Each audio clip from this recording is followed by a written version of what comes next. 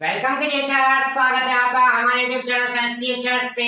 मैं कितने सालों लिए एक बार फिर हमारी पीरियोडिक टेबल की सीरीज चल रही थी, जिसमें हम हमारा पहले दिन का चैप्टर, पहले दिन का कांसेप्ट पूरा सीख चुके थे। अपन पीरियोडिक टेबल के बारे में जान चुके थे, क्यों आवश्यकता पड़ी, अपन ने क्यों पढ़ा और किस किसने क्या कांसेप्ट दिए, अपन वहां तक पढ़ चुके थे। लेकिन आज जो अपन पढ़ने जा रहे हैं वह था पीरियोडिक टेबल की नींव। इसके बाद से पीरियोडिक टेबल जो एक स्वरूप बना ना, जो एक कांसेप्ट बना, वो इसके बाद से बना। उसके बाद से जो बहुत सारी चीजें आई उनको अपन आज पढ़ेंगे और चीजों का कंसीडर करेंगे। आज अपन पूरा मैन लीव कंप्लीट करेंगे, मैन लीव का अपन पूरा कंप्लीट करेंगे और चीजों को समझने की कोशिश करेंगे, इसने क्या कहा क्या नहीं कहा। आइए सेशन को चालू करते हैं। अगर आप सबसे पहले आप चैनल को सब्सक्राइब करें सबसे पहले, अगर आप नए हैं तो, और अगर आप पुराने हैं तो अधिक से अधिक चैनल को शेयर करें। इसी के साथ आज का सेशन हम चालू करते हैं। आप चैनल को सब्सक्राइब करें अधिक से अधिक और अधिक से अधिक लोगों के बीच तक पहुंचाने की कोशिश करें। आइए देखो, man leave periodic table, man leave आवर्त सारणी बहुत इंपॉर्टेंट है। ये आपने सीख ली तो इसके बाद जो मोस्टली की रहेगी, जो मेन आवर्त सारणी जो अपन आज पढ़ते हैं, आज की चीज में अपन जो पढ़ते हैं वो अगर आपने ये सीख लिया तो आपको उसको समझने में बिल्कुल दिक्कत नहीं आएगी, क्योंकि यहाँ पे कंसेप्ट पर इस चीज का ही बदलेगा। यहाँ पे परमाणु भार की बात होगी, वहां परमाणु क्रमांक की बात होगी। यह भी सीखेंगे, यहाँ परमाणु भार की बात करता है, वहां परमाणु क्रमांक की बात करता है, यह सब सीखेंगे अपन। आइए, man leave periodic table, father of periodic table, आवर्त सारणी के पिता। आवर्त सारणी के पिता कौन थे? मैन लीव थे। इस बात का ध्यान रखें, आवर्त सारणी के पिता कौन थे? मैन लीव थे, ना कि मोजले थे। कौन थे? मैन लीव थे। ठीक है, आइए कांसेप्ट को समझने की कोशिश करते हैं क्या है। देखो, मैन लीव का इसको क्या बोलते हैं? आवर्ती फलन। तो ये क्या कहलाया? यह कहलाया आवर्त नियम। क्या कहलाया? आवर्त नियम। तो समझने की कोशिश करते हैं क्या है। अकॉर्डिंग टू मैन लीव के अनुसार तत्वों के गुण उनके परमाणु भारों के आवर्ती फलन होते हैं। तत्वों के गुण उनके परमाणु भार क्या हो गया? Atomic mass. तो मतलब तत्वों के गुण क्या क्या हो गए? जैसे भौतिक गुण, रासायनिक गुण। भौतिक गुण और रासायनिक गुण। भौतिक गुण में आपने पढ़ा आयतन, गलनांक, क्वथनांक, जितने भी ईडीसी जितने भी आएंगे। रासायनिक गुण में इंटरचेंज, एक तत्व से कैसे दो तत्व बन रहा है, क्या है, क्या सीन है। तो तत्वों के गुण, प्रॉपर्टी जो होते हैं तत्वों का गुण, क्योंकि अपन किसका अकॉर्डिंग फैसला कर रहे हैं, सबको अलग अलग उनके गुणों के आधार पर, क्योंकि सबके गुण क्या है? अलग अलग। तो तत्वों के गुण उनके परमाणु भारों के क्या है? आवर्ती फलन। अभी ये वर्ड आ गया, आवर्ती फलन क्या होता है? कुछ दिन पहले क्लास में भी आपको बताया था आवर्ती फलन क्या होता है। जब तत्वों को क्या होता है? उनके परमाणु भारों की क्या होता है? जब तत्वों को परमाणु भारों के बढ़ते क्रम में व्यवस्थित किया जाता है, काय में? एटॉमिक मास के इंक्रीज ऑर्डर में व्यवस्थित किया जाता है, तो एक निश्चित अंतराल के बाद, एक निश्चित गैप के बाद क्या होता है? समान गुण वाले तत्व क्या है? फिर से आते हैं। एक निश्चित अंतराल के बाद क्या है? समान गुण वाले तत्व क्या आते हैं? अब फिर से आते हैं। वही क्या कहलाता है? वही आवर्ती फलन कहलाता है। क्या कहलाता है? आवर्ती फलन कहलाता है। तो आपने कंसेप्ट यहाँ पे सीखना, एटॉमिक मास। एटॉमिक मास आपको बताइए क्या होता है? किसी भी एलिमेंट को रिप्रेजेंट कैसे करते हैं अपन? जेड एक्स से। तो ये जेड क्या कहलाता है? ये बताइए आप मेरे को। ये कहलाता है एटॉमिक नंबर। और ये क्या कहलाता है? द्रव्यमान संख्या, जहां उसका मास होता है। द्रव्यमान ये किसका योग है? प्रोटॉन प्लस न्यूट्रॉन, मतलब न्यूक्लियर, नाभिक। इस बात की यहाँ तक चीजें हमारी हम पढ़ चुके हैं, चीजों को समझ चुके हैं। आइए, ठीक है, आवत किस पे निर्भर थी? एटॉमिक मास पे। तो अकॉर्डिंग टू मैन लीव के अनुसार तत्वों के भौतिक व रासायनिक गुण, मैन लीव के अनुसार तत्वों के भौतिक व रासायनिक गुण उनके परमाणु भारों के क्या होते हैं? आवर्ती फलन होते हैं। तो गुण में कौन कौन से आ जाएंगे? एक तो फिजिकल और एक आ जाएगा केमिकल। यहाँ तक चीजें आपकी क्लियर हो चुकी है मेरे अकॉर्डिंग। आपको यहाँ तक concept according to Mendeleev, इसका नियम है, इसको क्या कहा गया? आवर्त नियम कहा गया। तत्वों के गुण कौन कौन से हो सकते हैं? भौतिक गुण हो सकते हैं, रासायनिक गुण हो सकते हैं। इस बारे में अपन चर्चा कर चुके हैं। एलिमेंटों के दो गुण होते हैं, एक तो भौतिक गुण और रासायनिक गुण। तो तत्वों के गुण उनके परमाणु भार, इस बात को आप ध्यान रखें, किसको? एटॉमिक मास पे निर्भर करते हैं। यह भी बताएंगे, यह जो फैल हुआ क्या कंसेप्ट था, ये सब सीखेंगे। और किसी एलिमेंट को रिप्रेजेंट जेड एक्सिस से करते हैं। जेड यहाँ पे क्या है? एटॉमिक नंबर, परमाणु क्रमांक। यही कंसेप्ट बनेगा किसका? आवर्त सारणी का। और ये भी सीखेंगे क्यों क्या एटॉमिक मास कम पड़ गया था कि जो एटॉमिक नंबर को लाना पड़ा। यह भी सीखेंगे, देखना, समझना आप चीजों को। अभी तो कहानी चालू हुई है। आइए देखो, मैन लीव ने एक आवर्त सारणी दी। मैन लीव ने सबसे पहले क्या करा? मैन लीव ने सबसे पहले है ना तत्वों को उनके गुणों के आधार पर अलग करा। किसके आधार पे? गुणों, किसके प्रॉपर्टी के आधार पर अलग करा? मतलब कि जैसे इसका गुण अलग है तो उसको अलग रख दिया, उसका गुण अलग है तो इसने क्या करा, सबसे पहले तत्व को अलग अलग करके विस्तृत अध्ययन करने की कोशिश की गई इसके द्वारा, मैंडलीफ के द्वारा। मतलब एक सारणी बनाई गई इसके द्वारा। अभी तक क्या क्या है, डॉर्बेनाइजर आया तो बना के चला गया, न्यूलैंड्स आया फेल हो गया, अभी इसके बाद नहीं चल पाया, हेलिक्स आया उसकी तो संरचना इतनी जटिल थी, पढ़ नहीं पाया कोई भी। लॉथरमेयर आया, लॉथरमेयर ने बता दिया, लॉथरमेयर कांसेप्ट परमाणु भार का वहीं से लेके गया था, उसने सबसे पहले कोऑर्डिनेट किया था किसको, गुण को और परमाणु भार को, कि परमाणु भार से गुण का संबंध बन सकता है, लेकिन लॉथरमेयर भी पूरी जानकारी नहीं दे पाया। फिर आया मैंडलीफ, मैंडलीफ सबसे पहले आया और मैंडलीफ ने क्या करा, सबसे पहले उनको गुणों के आधार पर करा। तो मैंडलीफ आया था जब तत्व क्या थे, 63 तत्व ज्ञात थे, और नोबल गैस मतलब अक्रिय गैसों की खोज नहीं हुई थी। यहाँ तक चीजें क्लियर है ना, 63 तत्व थे और नोबल गैस की खोज नहीं हुई थी, यहाँ तक कोई दिक्कत नहीं होनी चाहिए। तो मैंडलीफ ने क्या करा, सबसे पहले उनको एक सारणी बनाई और तत्वों को क्या कर दिया, उनके प्रॉपर्टी के आधार पे अलग अलग कर दिया, ठीक है। और एक पार्ट के क्या करे, 2 सब पार्ट करे, मतलब पार्ट एक था ना तो उसके 2 सब पार्ट कर दिए, पहला और दूसरा। तो मतलब एक कॉलम में है ना 2 कॉलम बनाए, कॉलम एक था लेकिन इसमें भी क्या है, कॉलम के भी सब पार्ट कर गया, कॉलम तो एक और उसके भी क्या है सब पार्ट कर गया, ठीक है, यहाँ तक कोई दिक्कत नहीं। तो मैंडलीफ के उसमें कॉलम कितने हो गए थे, 8 कॉलम हो गए थे। देखो अब यहाँ से चीजों को समझने की कोशिश करते हैं क्या है क्या नहीं है, आइए। तो गुणों के आधार पे अलग करा, 63 तत्व ज्ञात थे जब मैंडलीफ ने आवर्त सारणी दी अपनी, और नोबल गैसों की खोज नहीं हुई थी, मतलब अक्रिय गैसों की खोज नहीं हुई थी उस वक्त तक, ठीक है। आइए, मैंडलीफ की आवर्त सारणी में ऊर्ध्वाधर स्तंभों की संख्या कितनी थी, 8 थी, मतलब वर्टिकल कॉलम मतलब वर्ग, वर्ग मतलब खड़े वाले कॉलम, तो इनकी संख्या कितनी थी, 8 थी अकॉर्डिंग टू। और इस वक्त क्या है, नोबल गैस की खोज नहीं हुई थी, यहाँ तक चीजें क्लियर हो चुकी है, खोज नहीं हुई थी। अक्रिय गैसों की खोज के बाद अक्रिय गैस आ गई, तो उसके बाद इसने क्या पहले जगह खाली दी थी इसने, यही इसकी विशेषता थी। इसके आवर्त सारणी की सबसे मेन विशेषता क्या थी, इसने जो आने वाले तत्व थे ना उनके लिए स्पेस रखा उसमें, कि हाँ ये जब भी आएंगे इनको यहाँ रख दिया जाएगा, तो मेरी आवर्त सारणी बिल्कुल बिगड़नी नहीं चाहिए। तो अब किसकी खोज होगी, नोबल गैसों की। अक्रिय थी, कोई प्रॉपर्टी नहीं थी, कोई गुण नहीं था, अक्रिय थी, न किसी से व्यवहार दर्शा रही थी, तो क्या करा, एक नया कॉलम बनाया, एक नया वर्ग बनाया, वर्टिकल कॉलम। तो 8 + 1, तो ये 1 क्या हो गया, नोबल गैस की खोज के बाद। तो वर्गों की संख्या कितनी हो गई, 8 + 1 9 हो गई। यहाँ तक कोई दिक्कत, जल्दी बताइए, यहाँ तक कोई दिक्कत नहीं आनी चाहिए, ठीक है। तो इसमें से क्या है, जो भी वर्ग थे ना वर्टिकल कॉलम 8 वर्ग थे, उनको क्या करा गया है, रोमन संख्या जैसे फर्स्ट है, सेकंड है, ऐसे ऐसे करते हुए कहां तक, 8 तक, यहाँ तक कॉलमों में बांट दिया गया, कहीं पे रोमन संख्या में। यहाँ तक कोई दिक्कत, जल्दी बताइए, ठीक है। और सबको आपको बता दिया प्रत्येक कॉलम को क्या है, 2 सब पार्ट कर दिए गए, प्रत्येक कॉलम के क्या है, 2 सब पार्ट कर दिए गए, यहाँ तक कोई दिक्कत नहीं आनी चाहिए। ये था इसका वर्टिकल कॉलम मतलब वर्ग की बात, यहाँ तक कोई दिक्कत। अब आते हैं हॉरिजॉन्टल कॉलम, मतलब इनको क्या बोलते हैं हिंदी में, इनको बोलते हैं आवर्त। क्या बोलते हैं, आवर्त। आवर्त क्या होते हैं, ये तो वर्ग हो जाते हैं, और जो तिरछी लाइनें होती हैं उनको क्या बोलते हैं, ऐसे तिरछी लाइनों को क्या बोलते हैं, तिरछी लाइनों को आवर्त बोला जाता है। क्या बोला जाता है, क्या बोला जाता है, आवर्त बोला जाता है। यहाँ तक कोई दिक्कत नहीं आनी चाहिए, आवर्त हो गए, ठीक है। तो आवर्तों की संख्या कितनी हो जाएगी, 7 हो जाएगी, ठीक है। और 2 आवर्त बाहर डाले गए, उनको क्या बोला गया, लैंथिनाइड और एक्टिनाइड, लैंथिनाइड और एक्टिनाइड। यहाँ तक कोई दिक्कत। अभी वर्ग में भी ये 8वां वर्ग है ना, 3 सब पार्ट में था, और तो 7 तो क्या 2 थे, और ये 8 क्या है 3 में था। शून्य बाद नोबल गैस को कोई सब पार्ट नहीं था उसका, क्योंकि उसमें कोई था ही नहीं। आवर्त में देखते हैं क्या है, आवर्त में क्या है, आवर्त कितने थे, 7 थे। क्रम याद रखो, 2 8 8, क्रम याद रखना, 2 8 8 18 18 32,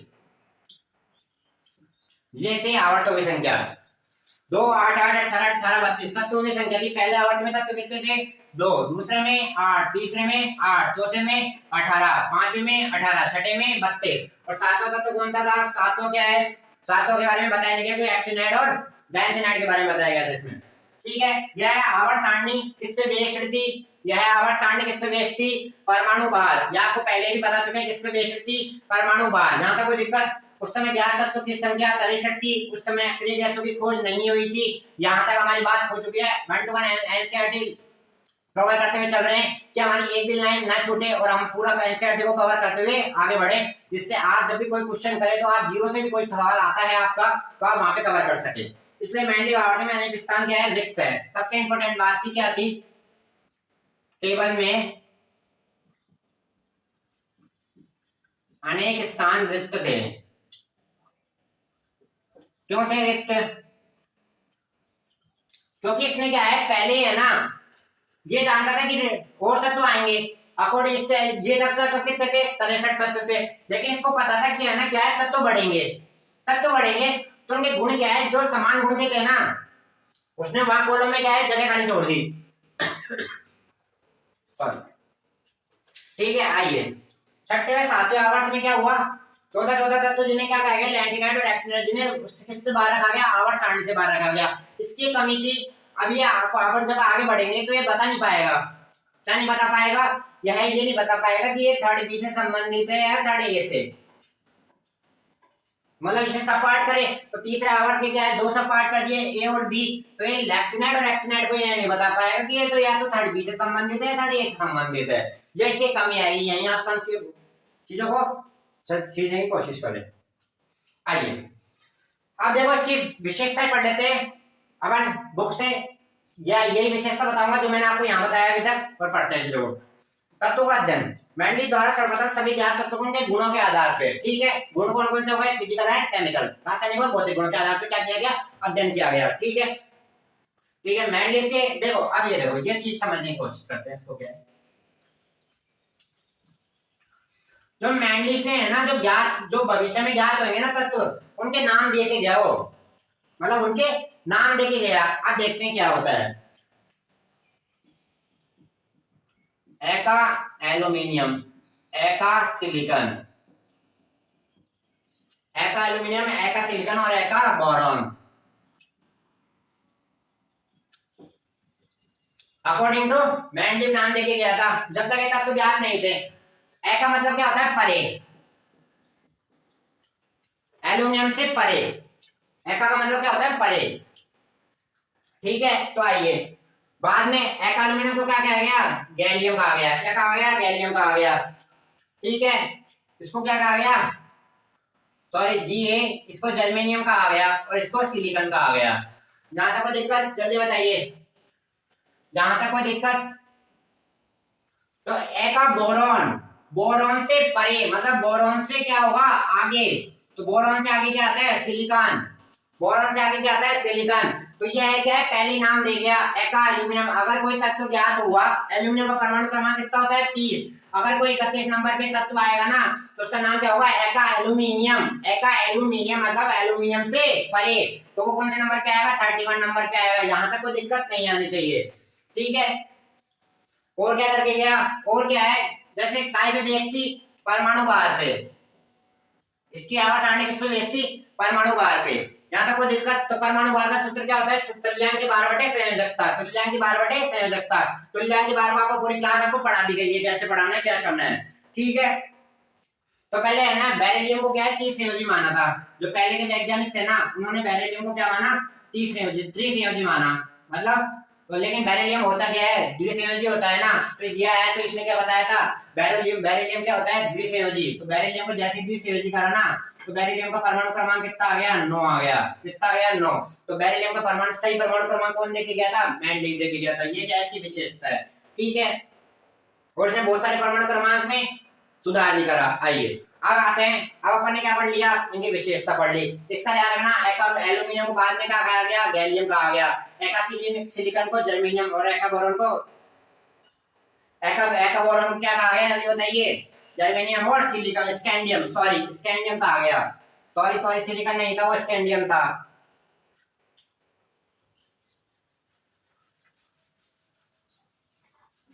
आइए अब देखो कमियां पढ़ते हैं। सबसे इंपॉर्टेंट कमी, हाइड्रोजन का स्थान, जो मोल जैसे भी नहीं सुलझेगा क्या कंसेप्ट है क्या नहीं है, क्योंकि क्या है, सब क्या रखते हैं इसको, क्षार धातु में, पहले वर्ग में, और कहाँ भी फिट हो सकता है, ये हाइड्रोजन में फिट हो सकता है। तो कहाँ रखें इसको, चार धातु में रखें, हाइड्रोजन में रखें, क्योंकि तत्वों को क्या है उनके गुणों के आधार पर दूसरे गुण क्या है दोनों साइड हो जाते हैं। अक्रिय हाइड्रोजन से भी, क्योंकि हाइड्रोजन क्या है अक्रिय संन्यास में कम, तो ठीक है, तो यहाँ पे ये इसकी कमी थी। अब आते हैं सबसे इंपॉर्टेंट कमी, समस्थानिक। इस आवर्त सारणी के फेल होने का सबसे बड़ा कारण समस्थानिक। समस्थानिक अपने बड़ा समस्थानिक क्या होते हैं, एक ही परमाणु के वे तत्व जिनके परमाणु क्रमांक तो क्या रहते हैं समान, और द्रव्यमान संख्या क्या रहती है अलग अलग। द्रव्यमान संख्या मतलब एटॉमिक मास, जब मास ही अलग अलग है और एक ही तत्व को आप एक जगह रख रहे हैं, तो अकॉर्डिंग टू आपकी परिभाषा के अनुसार तो वह तत्व जब उसकी द्रव्यमान संख्या ही अलग अलग है तो वह एक ही तत्व 2 या 3 जगह रखा जाना चाहिए ना, क्योंकि आपने ही कहा जिनके परमाणु क्रमांक तो समान है लेकिन द्रव्यमान संख्या अलग अलग है, मतलब उनके बाहर अलग अलग है सॉरी, तो बाहर के अकॉर्डिंग तो उसे एक ही तत्व को 3 अलग अलग जगह रखा जाना चाहिए था, लेकिन यह नहीं रखे गया, यह एक तत्व को एक जगह ही रखे गया। तो यह आवर्त सारणी के सबसे बड़ा कारण था फेल होने का, कौन समस्थानिक। यहाँ तक चीजें क्लियर हो चुकी होगी, ठीक है। लैक्टेनाइड और एंथेनाइड को नहीं बता पाया ये किससे संबंधित है, थर्ड ए से संबंधित है, थर्ड बी से संबंधित है, मैं आपको बात कर चुका हूँ पहले, ठीक है। और परमाणु बाहर की क्या है कुछ जगह खुद ने अवहेलना कर दी, ठीक है, जैसे 18-19 कोबाल्ट और निकेल, कोबाल्ट और निकेल एक एग्जांपल लेके समझते हैं कैसे। कोबाल्ट और निकेल, कोबाल्ट का परमाणु क्रमांक कितना होता है 26 और इसका होता है 27, लेकिन इनका एटॉमिक मास देखो, एटॉमिक मास होता है इसका होता है 58.9 और इसका होता है 58.6, तो अकॉर्डिंग टू निकेल पहले आना चाहिए था ना, लेकिन नहीं आया, कौन कोबाल्ट आया, तो ये भी आया, इसका ये एक और ये फॉल्ट था, क्योंकि आप खुद के नियम को खुद ही तोड़ रहे हो। आपने कहा परमाणु बढ़ते हुए परमाणु क्रमांक, बढ़ते हुए परमाणु बाहर के आधार पर रखना है, तो बढ़ते हुए आधार पर निकेल आना चाहिए था पहले, फिर कोबाल्ट आना चाहिए, कोबाल्ट का ज्यादा है, लेकिन नहीं, क्या करा देखो, कॉलम बनाया, पहला पार्ट था पहले आवर्त का, तो पहले आवर्त को क्या है 2 भागों में बांटा, ए और बी सब पार्ट थे, तो पहले में क्या थे लिथियम सोडियम, लीना की रफ से फरियाद, और एजी कॉपर, एजी सीयू, एजी एयू, ये तीनों क्या है मुद्रा धातु है,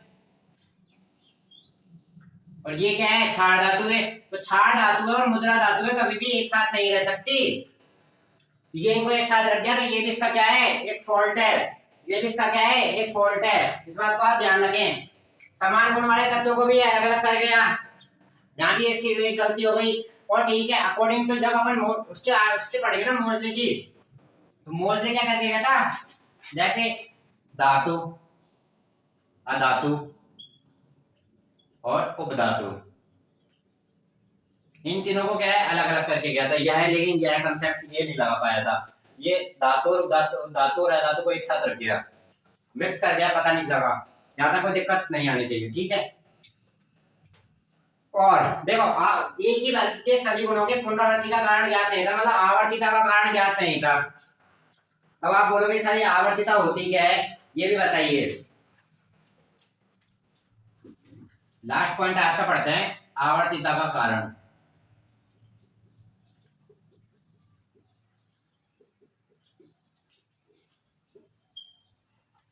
आवर्तिता क्या होती है, देखिए एक ही